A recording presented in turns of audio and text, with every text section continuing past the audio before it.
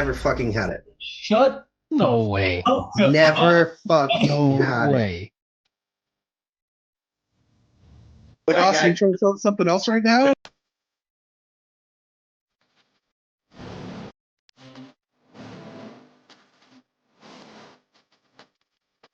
All that experience, all that emotions, all the things that happen in that one life is boiled down to what we call instinct. And that's the only thing we can bring over to the next life.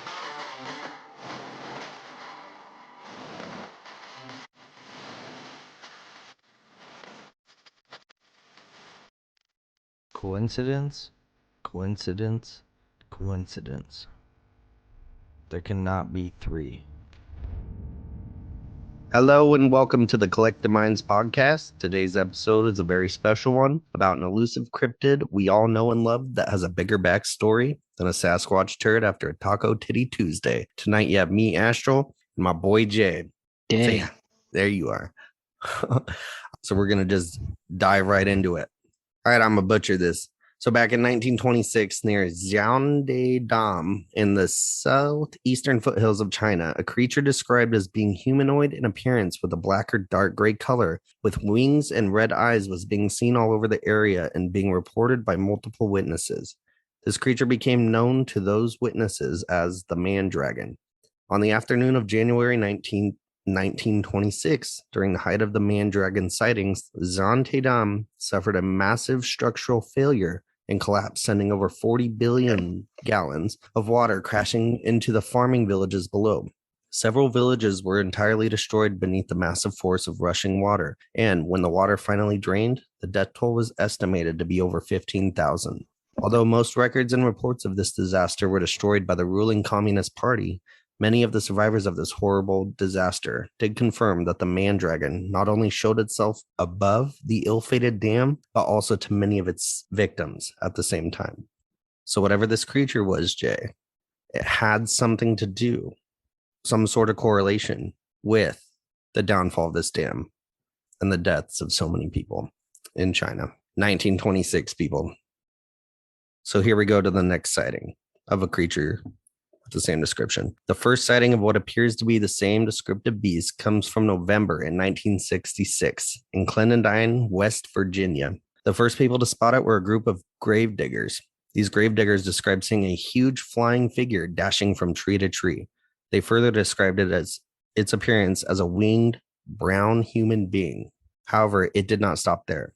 That same year, on November 15, 1966, two young couples from Point Pleasant, Roger and Linda Scarberry, and Steve and Mary Millette, told police they saw a large 6 to 7 foot tall gray creature with very large eyes that glowed red when the car's headlights picked it up.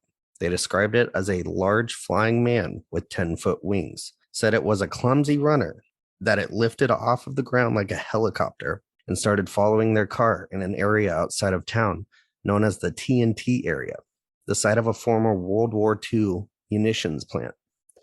The creature flew above the roof of the car up to the speed of over 100 miles an hour. Allegedly, they were out there drag racing a 57 Chevy when the creature finally flew off and disappeared. They later noticed there were scratch marks on the roof of their car. What do you think about that, Jay? Scary. Very scary. Kind of sounds like the same creature of those three reports. But here we're still going. So that same night, but what seems to be a little bit earlier than the two young couples experienced, and 90 miles away from Point Pleasant in Salem, West Virginia, a man named Newell Partridge was home watching television. His dog, Bandit, a German Shepherd, was outside on the front porch, and at approximately 10:30 p.m., Partridge's TV abruptly went dark. A strange pattern filled the screen and a loud whining noise erupted outside. Partridge said the sound reminded him of a generator winding up. Whatever the cause, it launched his dog Bandit into a frenzied state of howling. Alarmed, Partridge hunted up a flashlight and hurried to investigate. He spied two red eyes that looked like bicycle reflectors near his hay barn, situated about 150 yards away. He was positive the glowing eyes did not belong to an animal. Barking, Bandit shot off across the yard to challenge the creature. Partridge ducked into the house and grabbed a gun, but terror overwhelmed him, and he stayed inside. He would later tell reporters that the creature had frightened him so badly he couldn't bring himself to go back out. He slept with the gun by his bed throughout the night, and then when morning rolled around, he discovered Bandit missing. Tracks in the mud near the barn indicated the dog had spun about in a circle and disappeared. Jeez. Right? Yeah, pretty intense. And that reminds me of the Skinwalker Ranch a lot. Yeah. About the dogs chasing something, then their tracks lead in a circle and then disappear, or I guess in that case turn to smoking sludge. But it was the next morning when he found them. So 2 days later, Partridge was reading the local newspaper when he stumbled over an article detailing what the Scarberrys and Mallets had witnessed the same night Bandit disappeared. Roger Scarberry reported seeing the body of a large dog on the side of the road during the frantic drive into Point Pleasant, right after he had been being chased by whatever it was. When he and the others left, returning by the same route only minutes later, the body was gone. Sadly for Partridge, Bandit was never seen again. These stories together kicked off a sequence of events and sightings that still happen to this day that led to the creature, the cryptid, the infamous, as we now call it, the Mothman. Ooh. Over 100 people reported sightings of the Mothman in Point Pleasant, West Virginia, between 1966 and 1967. Many people who stated that they saw the Mothman experienced ear and eye trauma, which if you go back to that, the guy heard that whirring noise like a generator, which pops up quite a bit. Very interesting when we think about the other cryptids and other experiences that we've talked about on this channel when it comes to eyes, ears, mouth, nose, just the symptoms of coming in contact with these beings. Seems like in later years with like Sasquatch as well, that they end up with cancer or, going back into portals and stuff. Let's talk a little bit about the TNT area, Jay. TNT? Because that's where I started with my investigative journalism here. Because you got to know, because a lot of the sightings back then were around that area. And we're going to get into that. But I was like, what's the area about? What's behind it? Mm-hmm. So it's called the TNT area because during World War II, that region, which is more than 8,000 acres, was devoted to an ammunition manufacturing facility that employed a few thousand people when it was at its peak. For safety reasons, the explosives were stored in bunkers or igloos, strategically scattered across the territory and disguised by a thick layer of earth. And that's where they get the igloo. Looks like a big mound. However, reports from locals make it seem like the military and government could have been doing something else there as well. The employees that used to work there were shipped in on blacked out buses so they wouldn't be able to see what was going on in the facilities, almost like there was something to hide with the situation other than munitions. It was later revealed that the TNT area was horribly polluting, and many of the ingredients that went into making these ammunitions were dumped and left to seep into the local ponds. Most famously, Pond 13 is known for being affected the worst. A woman fishing in that pond discovered a red water seep and pointed it out to a wildlife biologist named Tom Dodson. He sent it to the lab and discovered that it did contain levels of TNT. In the 1970s, scientists declared the area an environmental disaster, and it became one of the top EPA Superfund cleanup sites. The old North Power Plant building that once stood on the property was demolished in the early 1990s, and it was thought to be unsafe because of the frequent trespassers and the state of the building's decay. Or were they hiding something? This area was thought to be the Mothman's home due to most of the sightings being seen around that time. Very interesting. Something has attracted it there. They're hiding something there when it was open. They're shutting it down, locking it out, keeping people away. Mm-hmm. It becomes a hazard, which is a natural way to keep people away. What was going on there? What do you think, Jay? Secret stuff. Probably secret stuff, military secret stuff. It just keeps reminding me of the human animal hybrids and how long has that been going on? Yeah, right. Something was happening there. Could it have been nuclear? Now, Point Pleasant may have the most sightings in the U.S. when it comes to the one controlled location. However, the creature has been reportedly seen in many places all over the world, mostly in places where disasters have happened and seemingly where the government has had a helping hand in some of these. So theories arose that Pleasure Point may have been a portal to an alternate realm, and that the Mothman creature, coupled with reports of UFOs, poltergeists, and bizarre light phenomena in the area, was somehow connected to the Silver Ridge tragedy. So people believe that that place, they were doing something way beyond the technology they allowed us to know about back then, and that could have caused the sightings of the Mothman. However, let's get into the Silver Bridge. It was a I-bar chain suspension bridge built in 1928, named for the color of its aluminum paint. Just the paint. The bridge carried U.S. Route 35 over the Ohio River, connecting Point Pleasant, West Virginia, and Gallipolis, Ohio. Sorry, guys. On December 15, 1967, the Silver Bridge collapsed under the weight of rush hour traffic, resulting in the deaths of 46 people. 2 of the victims were never found.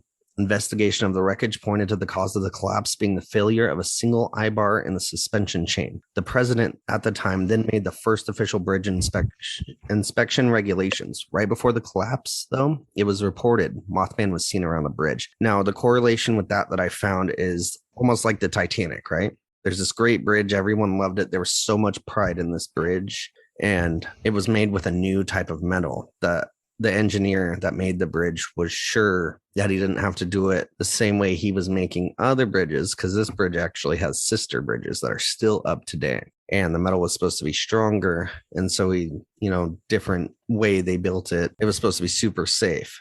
And it's just interesting that the first official bridge inspection regulations and guidelines, the laws on it, was made after that fell. And that just seems suspicious, I wonder what the insurance payout was for something like that. 46 deaths on that bridge when it collapsed. And that was only in 67, brother. This wasn't crazy amount of time ago. So some of them wondered if the Mothman was responsible for the Silver Bridge destruction. Others hypothesized that despite the Mothman's frightening appearance, he might have been sent out to warn the town of impending tragedy. As the legend grew, the questions surrounding Mothman's intentions remained. So people started to wonder, is Mothman causing this? Or is he like an omen that shows up and is warning people something is about to happen? Yeah.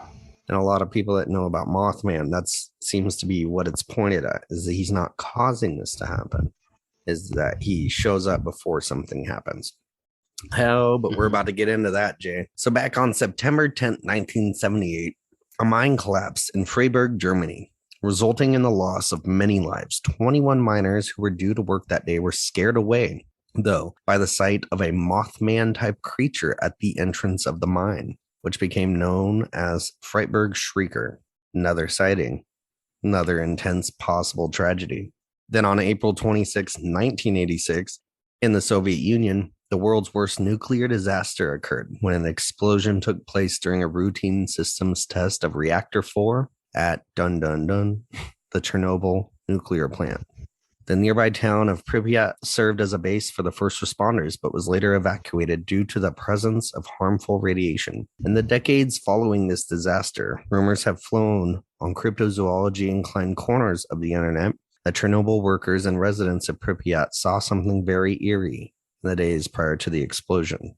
Reportedly, it was a bizarre winged creature that was seen flying over the town on numerous occasions. A few workers at Chernobyl also allegedly saw the same creature hovering over the plant. Even stranger, those who claimed to have seen the creature were reportedly plagued by nightmares and harassed by incessant threatening phone calls thereafter. Many claimed the creature resembled a man-like bird with red eyes, and some came to refer to it as the Black Bird of Chernobyl.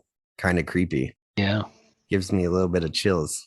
Them getting phone calls after reporting it, threatening phone calls. Remind you of anything? Like Men in Black? Yeah, exactly, right? You didn't see this, don't report it. Threatening phone calls. Creepy. Very creepy. Yeah. So, next one. Following the terrorist attacks on the World Trade Center on September 11th, 2001, rumors emerged that witnesses reported seeing a large crane-like figure in the vicinity of the towers 5 days prior to the attack. It had been 31 years since any such sighting of Mothman in North America. On the day of the horrific attack, Mothman was reported to have appeared again, some claiming they could see his face through clouds of smoke and debris. Here's another one. Freakishly enough, another sighting of Mothman was noted at the site of a bridge collapse. At rush hour on August 1st, 2007, a bridge on Interstate 35 in Minneapolis, Minnesota gave way at its center. 13 people died and nearly 145 were injured in its fall. Reports trickled in that a Mothman-like figure started appearing near the bridge about a month prior to its collapse. Starting to feel like an omen. Yeah. All the reports have to do with something happening. So then on April 10th, 2009, residents of La Junta in the Mexican state of Chihuahua began noticing a strange creature in their midst. He was very tall and hairy, with 2 expansive wings and wide, bloodshot eyes. One young student even reported that the creature chased him relentlessly. He said those were 15 minutes of maximum despair. He chose to remain anonymous during the interview. It was during this time that the area began to see a rise in swine flu cases tied to the ongoing 2009 outbreak. 2 other witnesses by the name of Angel Mendez and Viviana Ledesma claimed to have heard the creature in an apple orchard near Minyaka Cemetery. Some believers theorized that the creatures terrifying the residents of Chihuahua was in fact the Mothman. And then to the latest one, Jay, that I have found, and All right. 2020. So it is reported that a 15-year United States Postal Service veteran spotted a tall red-eyed winged creature while working at Chicago's O'Hare Airport last month. This was a report from 2020. She said, I had just left work at the USPS sorting facility at O'Hare Airport at about 11 p.m. on the Thursday of the 24th of September and was walking out to my car when I saw something standing at the far end of the parking lot where she usually parks.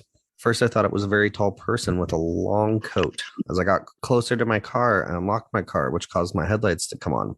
My headlights hit the person standing about 20 to 25 feet away from my car, causing it to turn and look right at me. I saw that this was not some person, but some red-eyed creature, and what appeared to be in a coat were actually wings, which it spread out as it turned to look at me. At first, I thought it was some kind of very, very large bird, but I've never seen any bird like that. It stood almost about 7 feet tall. She said, I'm 5'4", and this thing looked taller than me by at least 2 feet. This thing then started making some type of chirping noises, almost a half chirp and a half click, like someone was clicking their tongue, but much faster. Now, does that remind you of anything, Jay? No. I knew that'd be a harder one. So those invisible predator type creatures. Oh, yeah. The clicking, or really fast clicking with their tongue or something. Very creepy. She said it then made some type of screeching sound and took off running towards me. It got to within 10 feet of me and took off into the air and flew above me. I was screaming hysterically as I crouched down behind car's open door, and I dived into my car head first. I was in a near panic as I tried to start the car, close and lock the doors, and turn on my interior lights. I started my car and took off out of the parking lot and flew down the road till I hit the main road. I got home and told my husband, who also works at the same facility, and he was the one who told me about the sightings of this thing. She says I was scared shitless and hope to never see this thing again. This thing is roaming around the area, scaring people half to death. She hopes the airport people decide to do something about this thing someday. I could not find a giant tragedy that happened. However, later that year, Jay, at the exact same airport, a 35-year-old man died after being struck by equipment. Autopsy results say he was crushed by an aircraft drivable pushback apparatus. A tow truck? That's what I call them. Like they hook up to the airplane and they tow the plane out into the runway area. Right. Is that one of the things? I couldn't tell you. They kept it very on the low down. You know what I mean? How they are now with it. But an aircraft drivable pushback apparatus. Yeah, that sounds like one of those tow vehicles. So it moves the aircraft around. Yeah, like it maneuvers them into like a certain parking spot or move it out of the gate area so it can taxi down to the runway area and fly off. That could have been it. Which I didn't see anything too crazy. I didn't try to go big on it. I'm not gonna be. I don't want to be trying to stretch anything because there was many opportunities.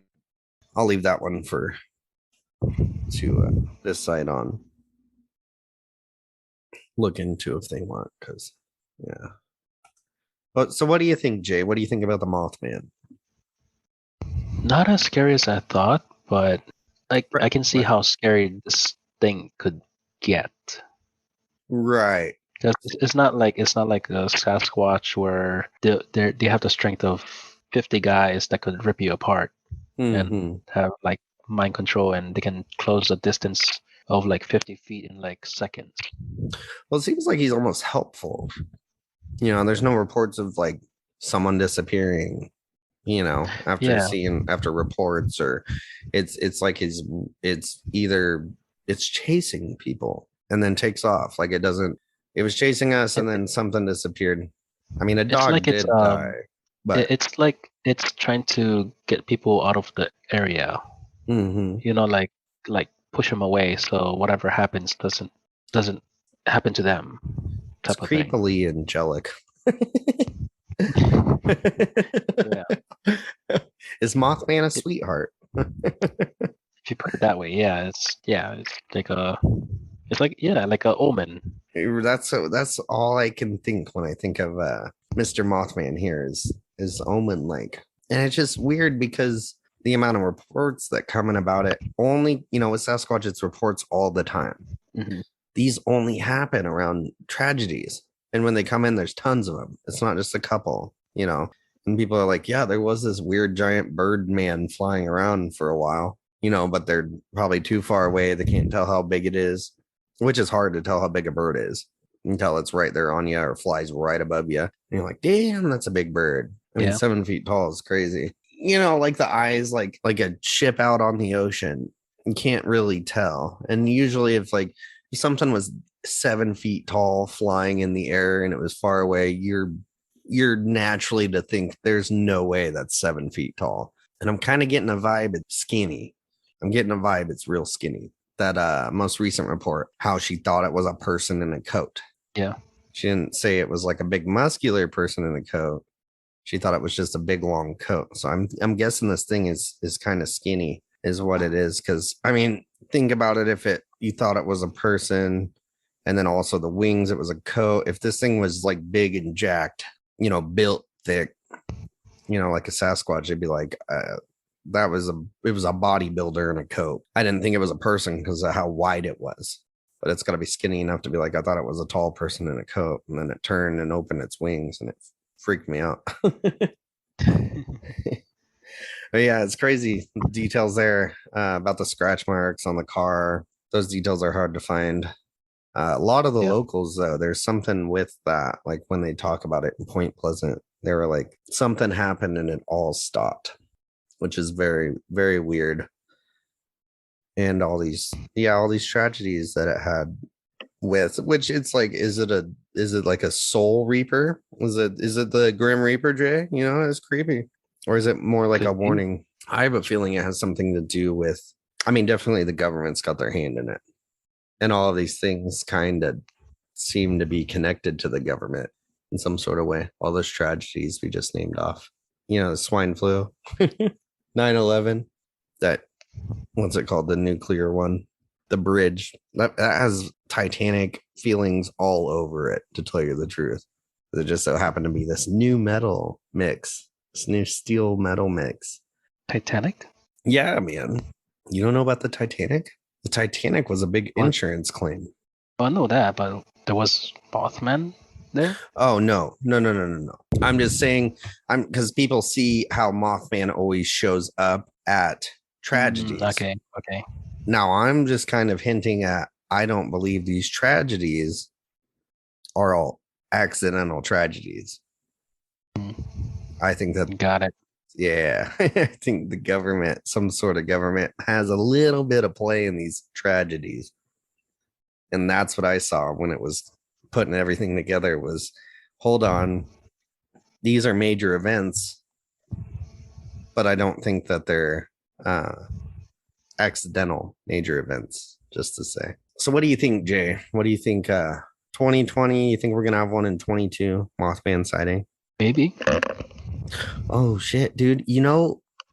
I think we already have. I think we had a Mothman sighting on this year, actually, on live television.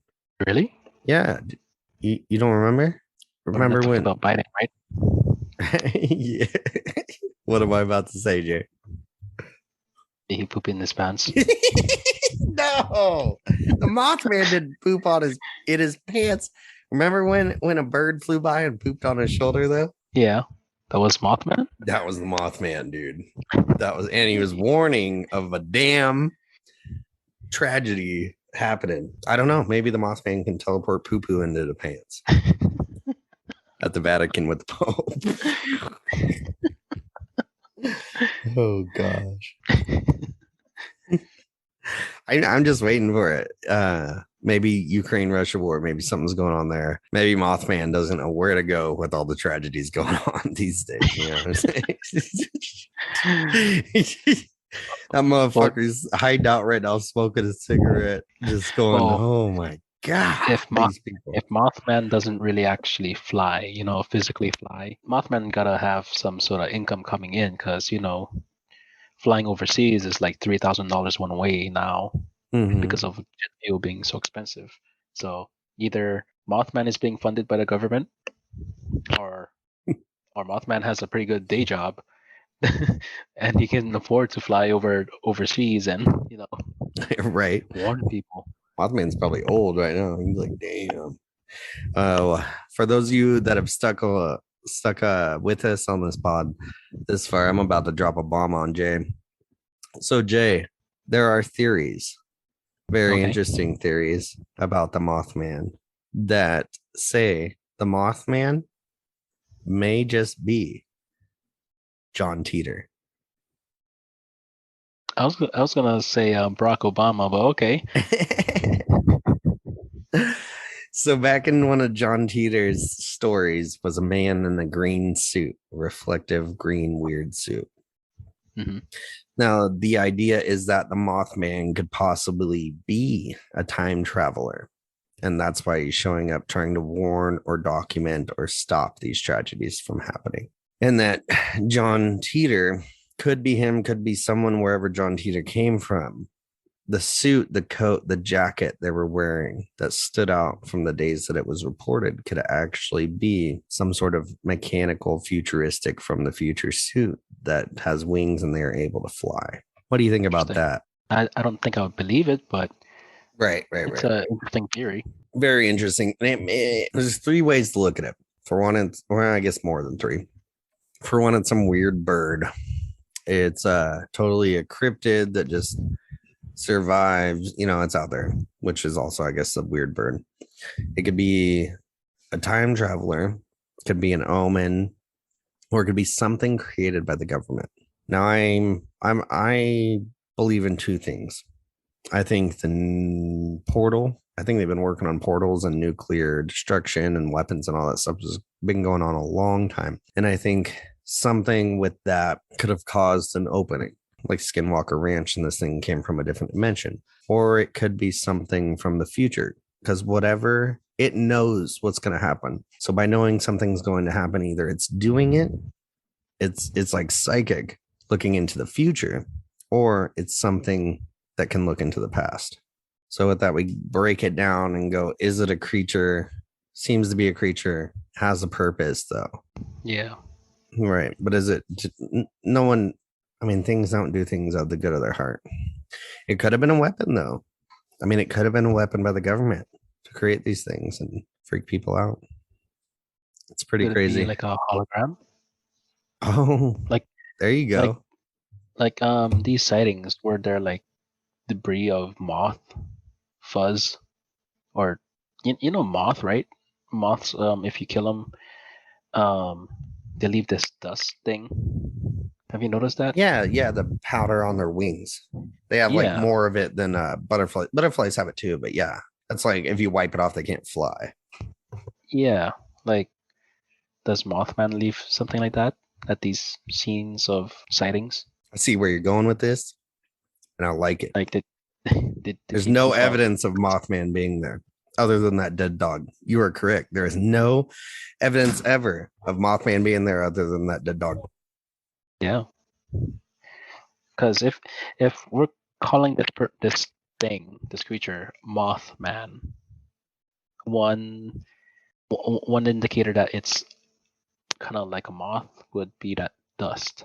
Yeah, and these sightings have nothing at all. There's no poop, feathers. No one's ever had a feather of a Mothman Or I mean, some of them say even it's featherless. It's almost like hairy. It's almost like a winged bat. I am Batman.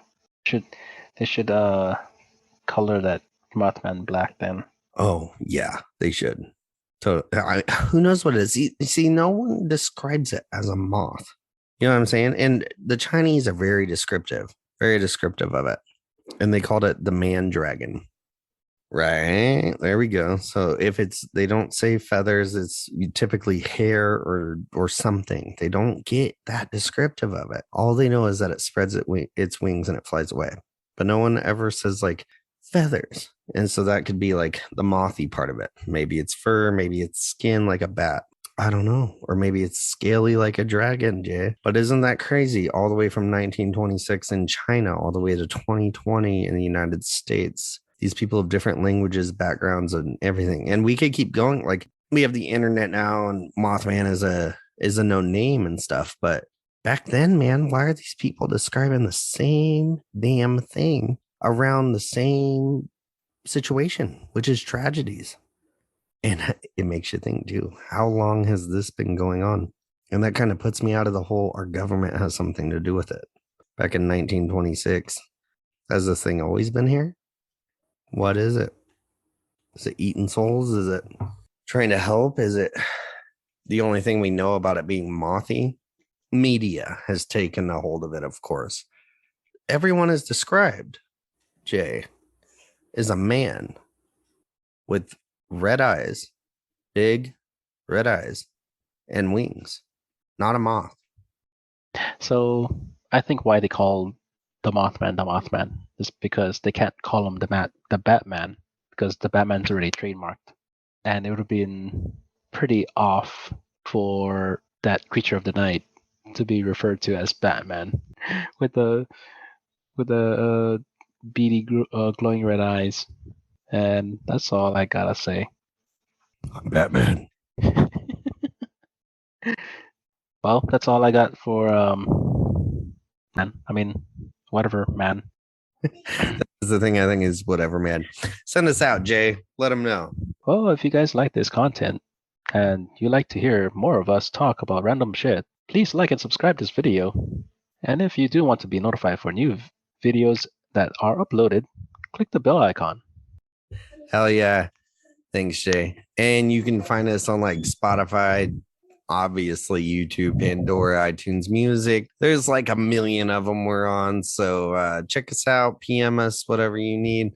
Yeah, give us some love, guys. We're trying to make something here. So thank you. And we are out. We love you.